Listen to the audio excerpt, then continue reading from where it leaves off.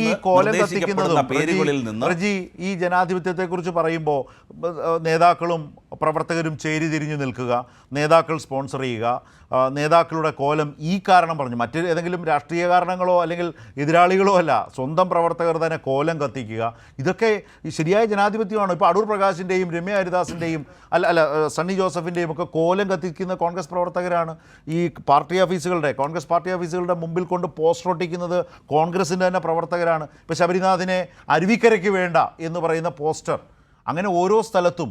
ഇപ്പോൾ തിരുവനന്തപുരം സെൻട്രലിലേക്ക് വന്നാൽ CP ജോണിനോ CMPക്കോ കൊടുത്താൽ ഇനി പണിയെടുക്കാൻ വേറെ ആളെ നോക്കിക്കോളൂ എന്ന് കോൺഗ്രസ് പ്രവർത്തകർ പറയുന്ന പോസ്റ്ററും അവരുടെ യോഗങ്ങളും, ഇതൊക്കെയാണോ താങ്കൾ പറയുന്ന ഉദാത്തമായ ജനാധിപത്യം?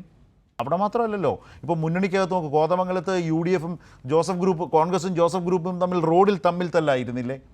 എല്ലായിടത്തും പലതരം പ്രശ്നങ്ങൾ ഇങ്ങനെ നിൽക്കുകയല്ലേ. ഇപ്പം നോക്കൂ, ചേലക്കര തോറ്റ, ആലത്തൂര് തോറ്റ രമ്യ ഹരിദാസ് അവിടുന്ന് നേരെ തെക്കോട്ട് വന്ന് ചിറയൻകീഴ് വന്ന് ഈ മണ്ഡലം ഒന്ന് മനസ്സിലാക്കി, അതിലെത്ര പഞ്ചായത്തുണ്ടെന്നറിഞ്ഞ് അവിടുത്തെ പാർട്ടി കമ്മിറ്റികളൊക്കെ മനസ്സിലാക്കി വരുമ്പോഴേക്ക് തെരഞ്ഞെടുപ്പ് തീയതിയാകും.